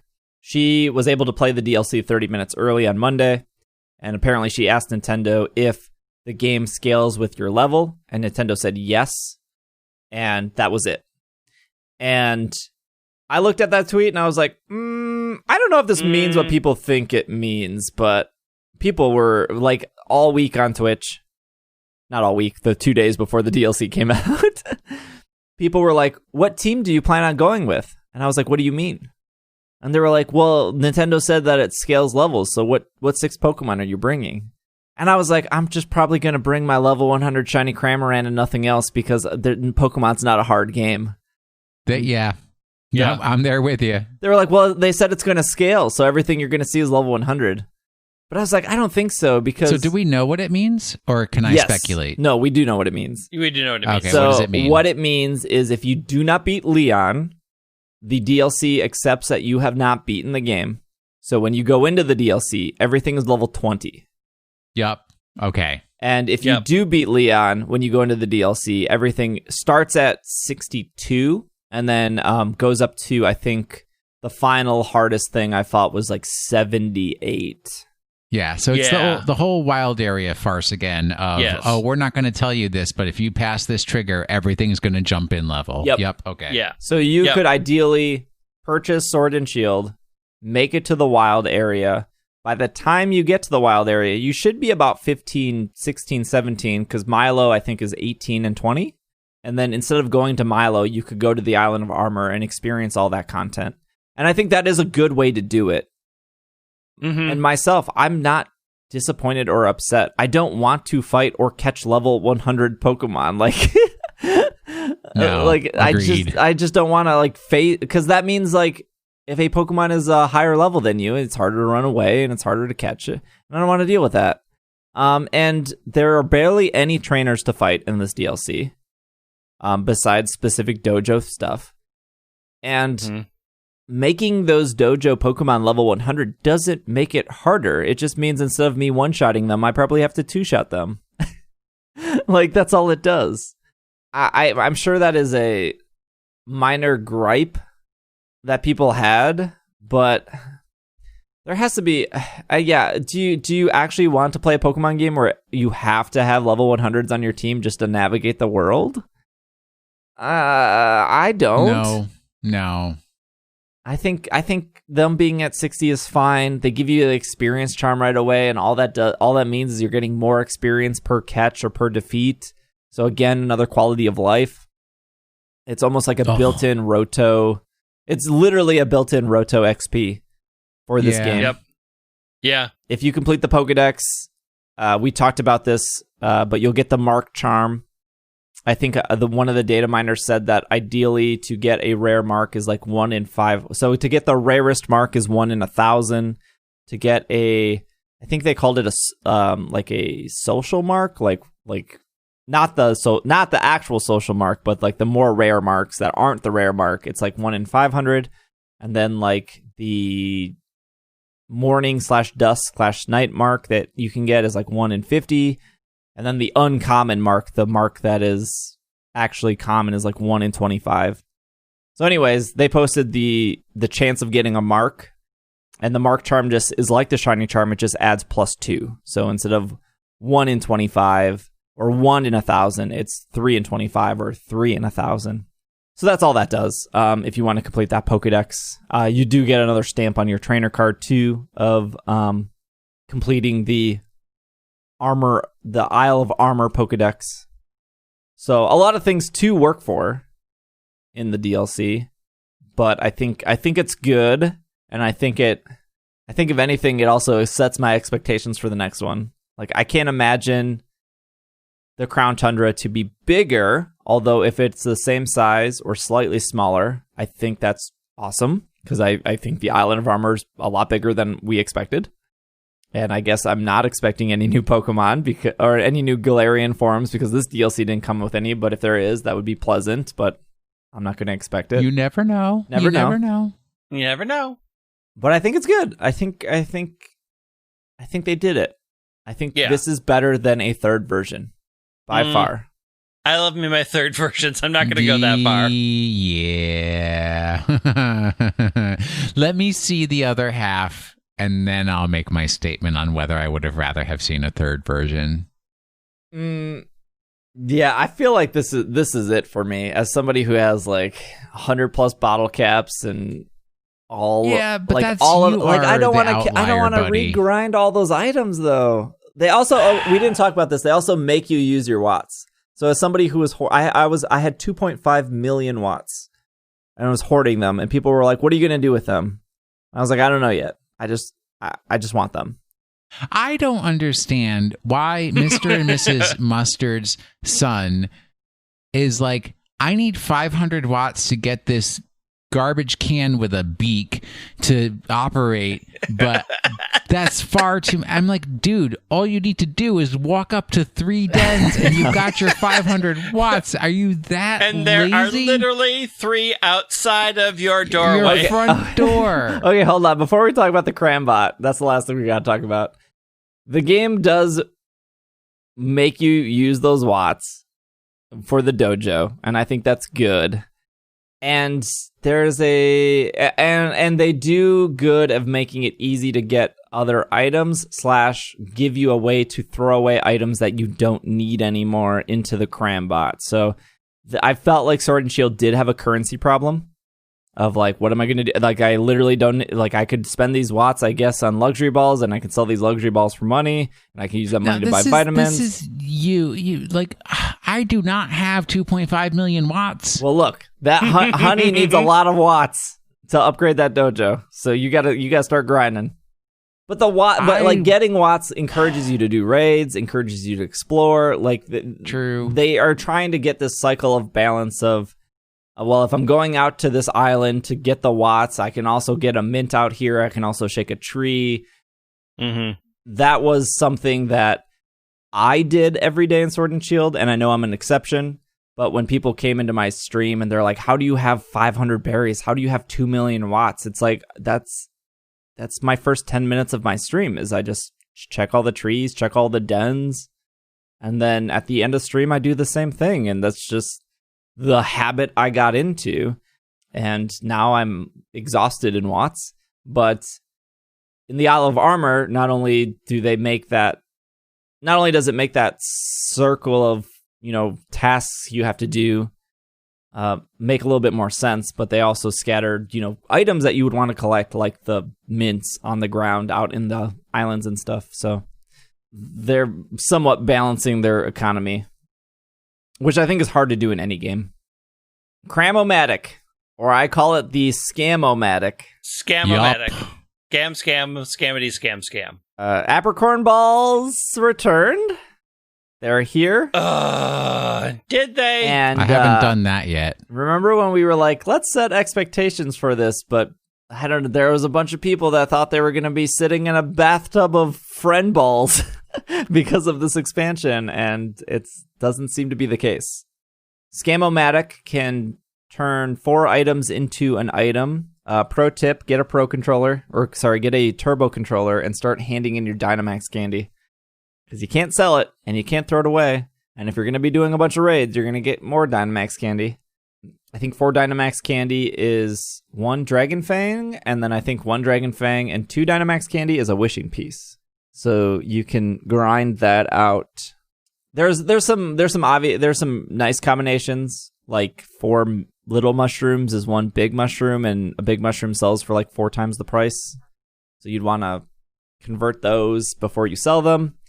But while a lot of things have formulas, like Flame Orb, Dubious Disc, Rare Candy, like there are formulas for these things. Some do not have formulas that are guaranteed, like the Apricorn balls. So I have put in probably 20 plus Apricorns into the Scam-o-matic, and I have not gotten... The best thing I got was a Great Ball in return. Yep. It is possible to get Love Balls and Friend Balls, and even Safari Ball is possible. But it seems to be random no matter what Apricorns you put in. It doesn't seem to guarantee anything.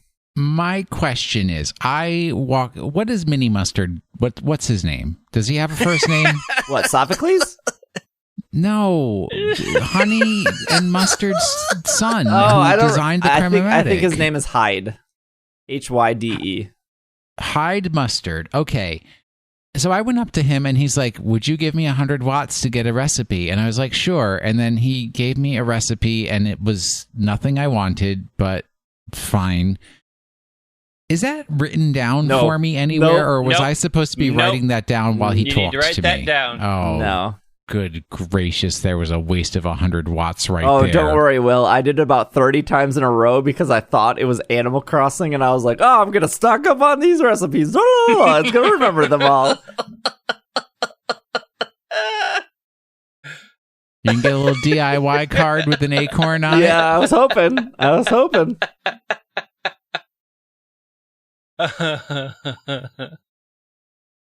Get wrecked. Pokemon loves adding their like extremely nerdy computer character NPC in their games. They really love that trope.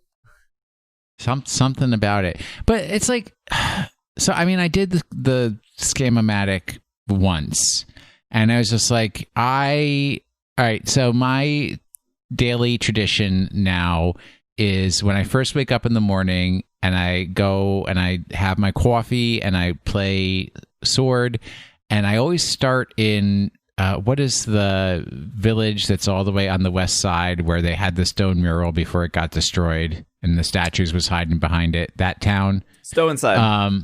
Yeah. And then, so the first thing is I walk up to the guy and he's like, I want to buy something. And it's like, well, I probably have it for you to buy. And then I sell it to him and get some money. And then I walk to the next guy and he's like, I want to sell you something. And I was like, I buy it. I don't even care how many of them I have, especially since they announced the Cram-o-matic. I'm like, I'm buying them all because I'm just going to throw them all away. So anyways, I have a bunch of extras of sharp beaks and black sludge and whatever you have, Reaper cloths. As one so does. I was like, okay, here's 4 things where I have extras. I'll throw them in the Cram-o-matic, and blingly blop, it pops out a little glowy ball, and then it says, you got a satchel. And I'm like, you don't like aromatics?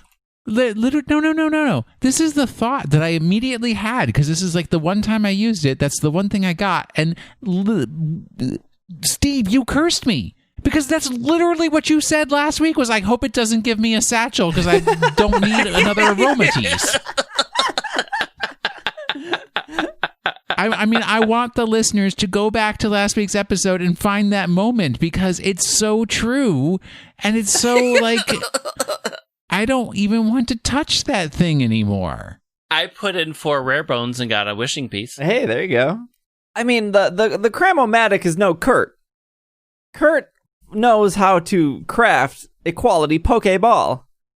The Cram-o-matic does not. So putting 4 black apricorns in, you're probably going to get Timer Ball 99 times out of 100 and then maybe get a Safari Ball or something. And there are no recipes for apricorns. No. It seems like putting 4 apricorns is the way to get an apricorn ball, but I think Hyde says that. He says if you put 4 apricorns in, you'll get a ball. You'll get a ball. But it seems random. And I just don't like. I think it's fine. I mean, like they I don't think it's fine. What is the? They want these Pokeballs to be rare. Yeah, you still have to put 4 in of a kind. Yeah, but you get like 7 from a tree when you shake it. Yeah, well, if you're lucky. And when you're done talking you get 7 of a variety of colors. If you had to put in 4 of one color to get that one ball, you're gonna burn through those things pretty quick. I honestly think the Cram-o-matic's not about the apricorns. That is like the second or like the add-on. I honestly think that in Sword and Shield they made it too easy to get those kinds of held items, battle items, and they're like, we've got to find a way for people to be able to offload these, and this is their solution to that. And then they're like, oh, well, now we've got this, let's do apricorns too, and get all those fools who are in love with apricorns to buy our DLC because they think they're going to get something good.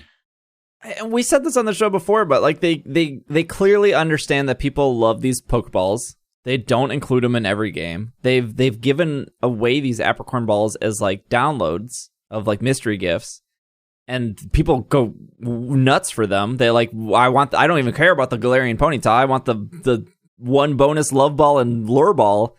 To me, it seems like they just want to keep them semi-special and make them rare. In the case of like, if you shook every tree every day, you're probably going to have like 40 apricorns, maybe not all the same colors. But if that's giving, if whatever the ratio is, we don't know if it's like a 1 in 10 chance, a 1 in 20 chance, a 1 in 100 chance. if you're walking away with 1 or 2 a day, I think that's pretty good, and it's still keeping it rare. And it just goes back to, like, it is not exciting to get Dreepy in Wonder Trade, or it's not exciting to get Dunsparce in Wonder Trade. It is exciting to get, like, oh man, I don't really like Dunsparce that much, but I got a Dunsparce and a fastball. That's actually pretty cool. Like, that's like the only thing that's, at this point, I feel like encouraging trading is once you catch all the Pokemon, now it's like, well, I don't have the Pokemon in my favorite Pokeball, and my favorite Pokeball is Friend Ball or something. Well, you know, it's an easy thing to do. Make it so that we can change the Pokeball our Pokemon is in. Come on, Crown Tundra. Come on, Crown Tundra. At least for the ones that are a gift that come in a boring old Pokeball. Let me put it into the breeding center and say, while it's in there, could you just swap out the Pokeball? Thanks. I think that the Apricorn thing's just, it's an artificial limit. I think if you could get a guaranteed 1 or 2 Apricorn balls a day, you would have a lot of people, since they see it so special, engaging in your game every day. As it is, it's a gambling thing, and only gamblers are gonna like that, and everybody else is be like, we don't know if there's a better way to do it though, because he doesn't tell us the formula. So if, you know, in like a week, you know, Bulbapedia or something says like, actually putting 4 of the same color is less of a chance, and if you put 3 black and 1 white, it's a better chance.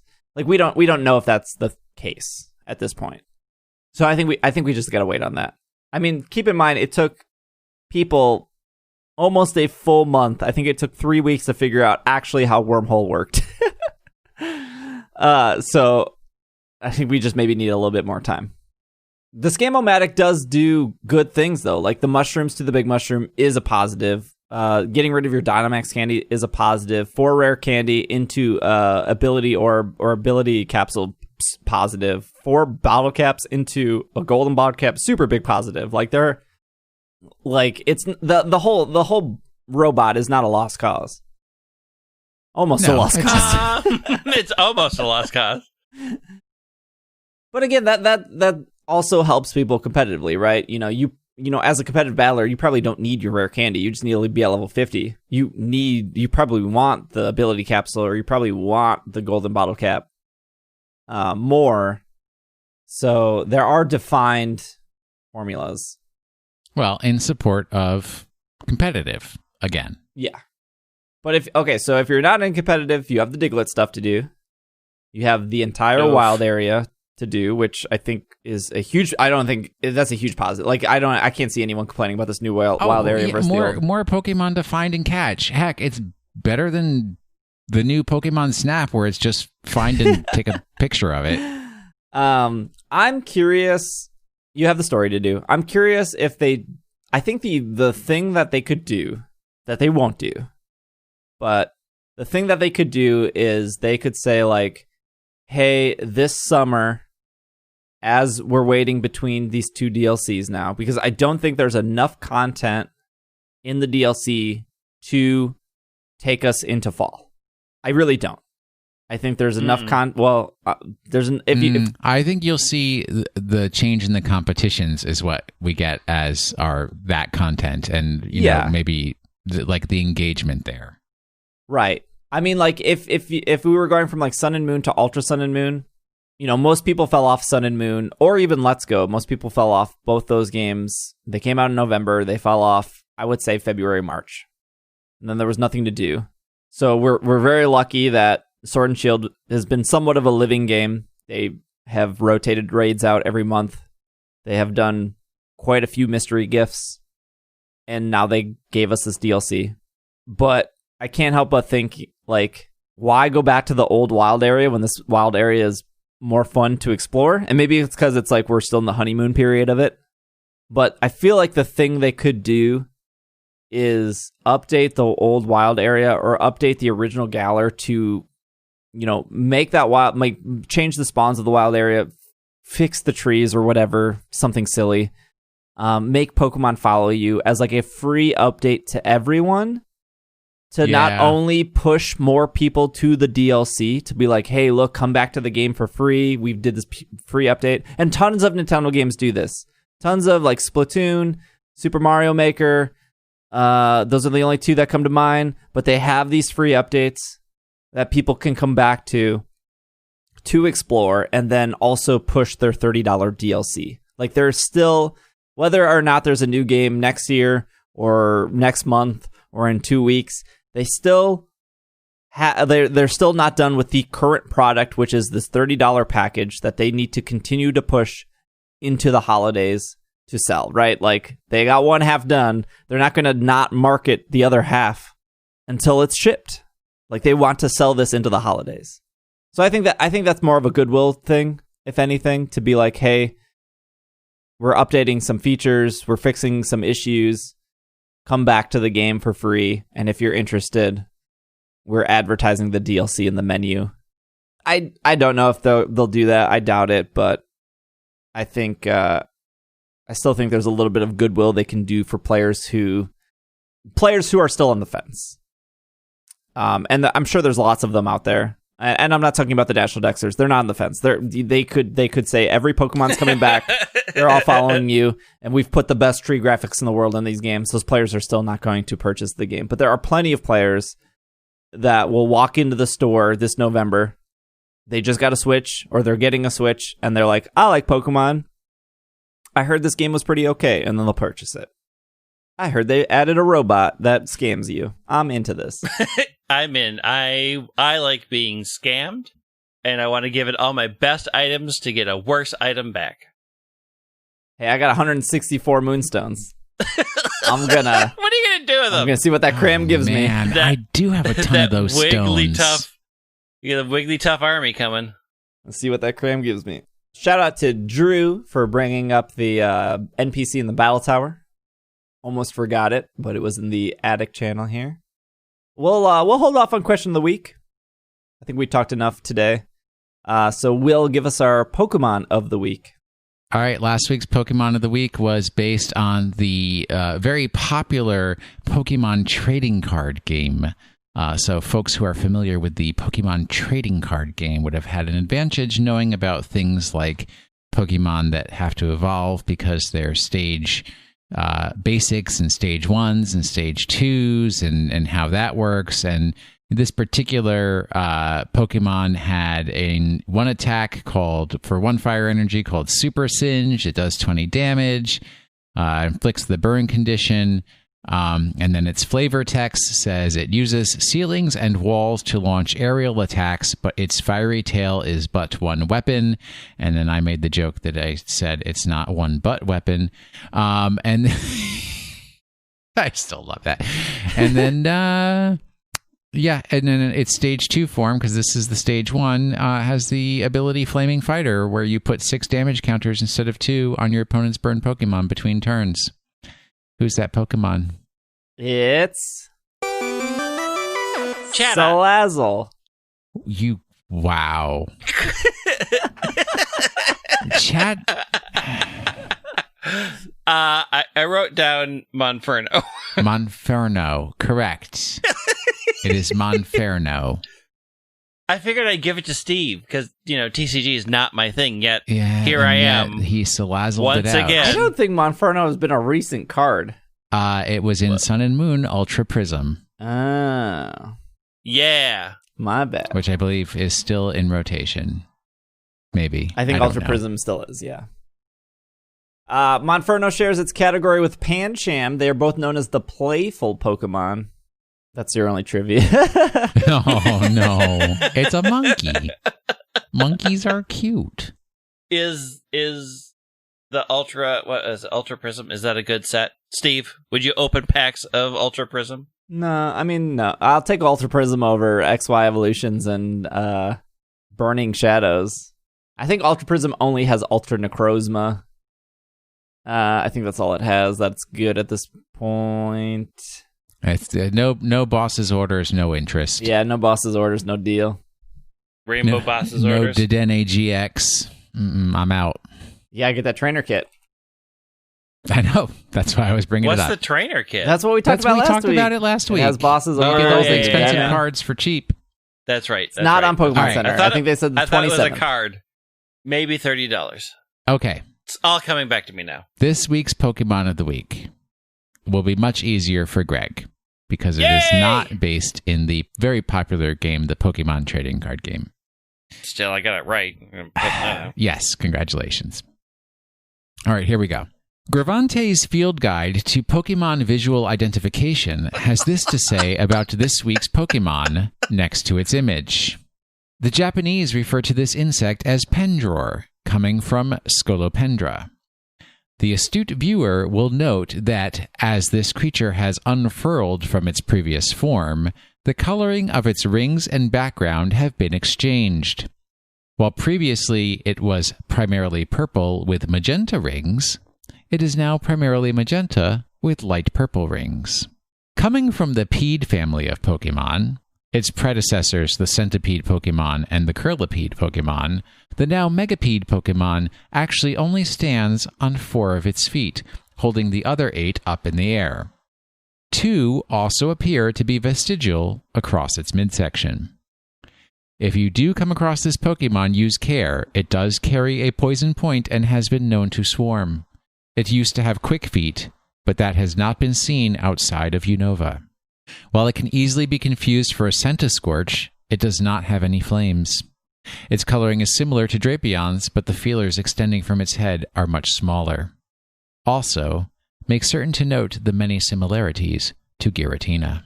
And there you go. That's this week's Pokemon, taken straight from Gravante's Field Guide to Pokemon Visual Identification. That's just not a good thing. Yeah, it is. I'm trying to find Monferno Shuffle. Well, hopefully you enjoyed the show. Hopefully you made it to the end. I will continue to be streaming the Sword and Shield DLC. If you're worried about story spoilers, I'm done with it. So you can come and stream knowing that I'll probably just be wandering. Is this the boof hunt now? Yeah, I think we're going to hunt. I haven't shiny hunted since the Cram. So I would love to get a shiny Boofy. So that'll be probably the hunt on Monday. We'll see how it is. I got that mark charm too, so we'll see if we get a bunch of marks. Also, my boxes are a huge mess again. Still want to get that Magearna. I think I have until August 7th, because I think that's when they add Zarude to the game. And I don't know I don't even know if you can get the Magearna anymore. I know Home updated, which we didn't talk about. They said they fixed some stuff, but we got next week. Long show this week. Hopefully we covered everything you wanted, but we'll be back next week. If you're new to listening to our shows, normally we're not 2 hours long. No. But there was a lot to cover this episode. There is a Pokemon announcement that will happen this week, so we will cover that obviously next week, of our thoughts on that, whatever that is. If you want to follow Greg on Twitter at White Wing, if you want to follow Will on Twitter at Wash in the Sink, myself on Twitter at Dragging a Lake, and the podcast on Twitter at PKMNcast. Also doing a giveaway for a Nintendo Switch Lite and a copy of Pokemon Sword and Shield. One of them, not both. And then whichever copy you want, Sword or Shield, it will also come with the appropriate DLC. So if you're into that giveaway, that's in the show notes, completely free to enter. It goes until the end of the month, which I think is June 28th. So you have pretty much a week to enter. In the show notes, in Slack, in Discord, the links are there. It's on Twitter as well, if you did not miss it. If you have missed it, it's there. Should be easy to find. Otherwise, this has been another episode of the Pokemon Podcast, and we are super effective. Super Scammerant.